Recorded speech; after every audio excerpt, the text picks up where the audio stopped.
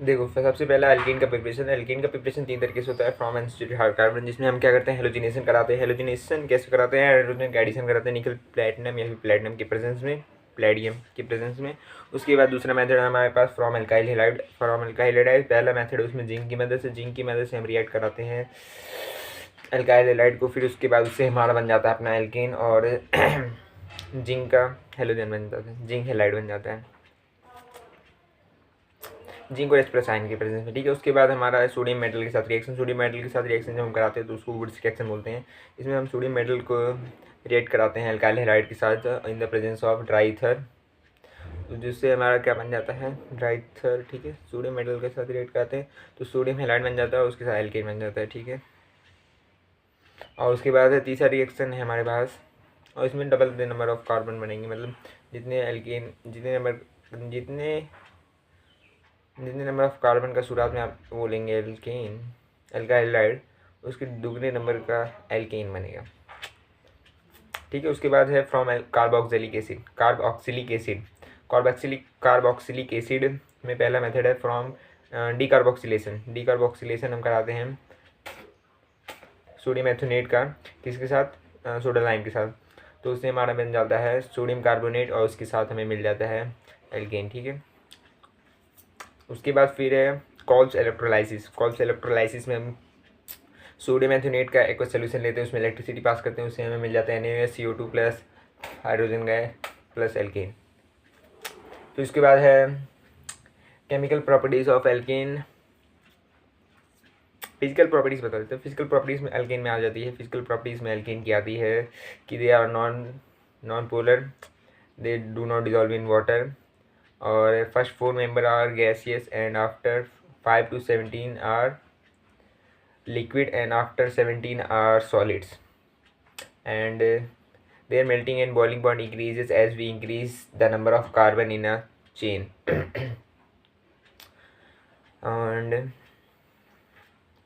and they dissolve in non-polar solvents, and they are odorless, colorless, and that's it. And after that, the chemical properties of alkane, that is first भी है free radical halogenation. Free radical halogenation, इसमें हम alkene में हम halogen का addition कराते हैं। उसके बाद है हमारा कंबसन करा के CO2H2O प्लस एनर्जी निकाल देते हैं। फिर तीसरा है हमारा ऑक्सीडेशन, कंट्रोल ऑक्सीडेशन में पहला है एल्केन का हम ऑक्सीडेशन कराते हैं in the presence of copper at 523 kelvin temperature 100 ATM, तो उससे हमें मिल जाता है एल्केनॉल।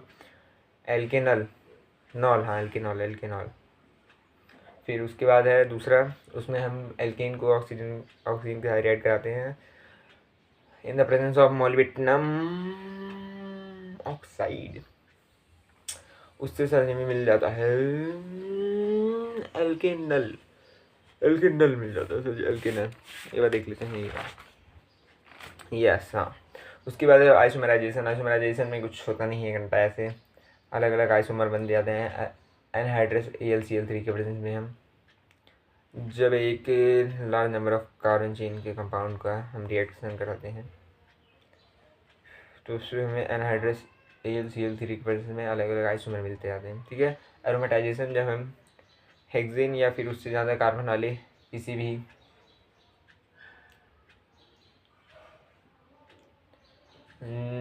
एरोमेटाइजेशन, इसमें सर हेक्सेन का जो हम रिएक्शन कराते हैं मोलिब्डेनम ऑक्साइड की प्रेजेंस में 773 kelvin temperature and 10 to 20 ATM pressure पे जब हम हेक्सेन का रिएक्शन कराते हैं molybdenum oxide at 773 kelvin temperature and 10 to 20 ATM pressure, तो उससे हमें बेंजीन मिल जाता है, उसके साथ हाइड्रोजन की रेसिपी हो जाती है और इस रिएक्शन को डिहाइड्रोजिनेशन भी कहा जाता है। रिएक्शन विद स्टीम डायरेक्ट नहीं होता, उसको एटलीस्ट देना पड़ता है निकल, तो कार्बन मोनोऑक्साइड मिल जाता है हाइड्रोजन में। पायरोलिसिस में कोई जब बड़ा एल्कीन जब उस बड़े एल्कीन को जब हम हीट करते हैं तो छोटे छोटे एल्कीन या फिर एल्काइन में टूट जाता है। एल्कीन की प्रिपरेशन के मेथड है 4। पहला मेथड है फ्रॉम एल्काइन, हाँ पहला मेथड है फ्रॉम एल्काइन के लिए एल्काइन के लिए हम हाइड्रोजनेशन कराते हैं निकल प्लेटिनम और फिर या फिर प्लेटिनम की प्रेजेंस में।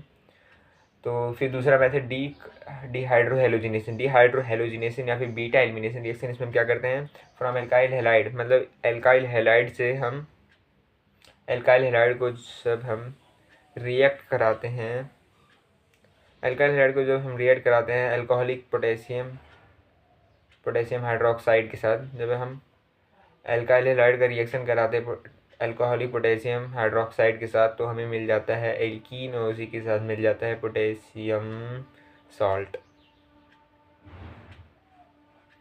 ठीक है सर। और है फिर तीसरा मेथड फ्रॉम विसिनल डाइहाइलाइड। विसिनल डाइहाइलाइड के लिए हम जिंक मेटल यूज़ करते हैं। विसिनल डाइहाइलाइड हम लेते हैं, विसिनल डाइहाइलाइड क्या होता है सर, जब दो एडिशन कार्बन पे दो सेम एल्काइल नहीं जब दो एडिशन कार्बन पे सेम हेलोजन ग्रुप ऐड हो तो उनको हम क्या कहते हैं, विसिनल डाइहाइलाइड। तो उसके लिए हम क्या लेते हैं, विसिनल डाइहाइलाइड लेते हैं और उसमें हम जिंक मेटल डाल देते हैं जिससे हमारा एल्केन मिल जाता है।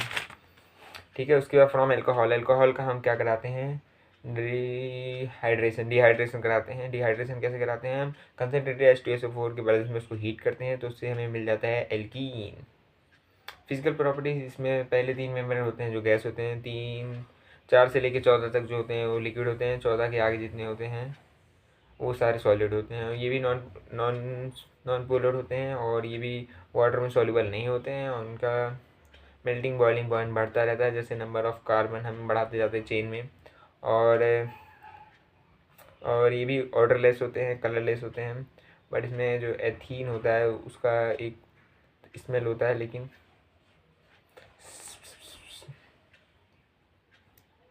ठीक है। और केमिकल प्रॉपर्टीज ऑफ एल्कीन की केमिकल प्रॉपर्टीज जो होता है ये एडिशन रिएक्शन शो करता है हाइड्रोजन के साथ हेलोजन के साथ।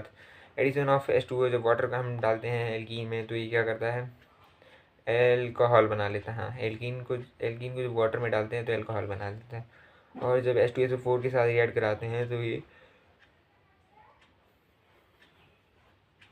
उसके बाद एडिशन ऑफ हाइड्रोजन हैलाइड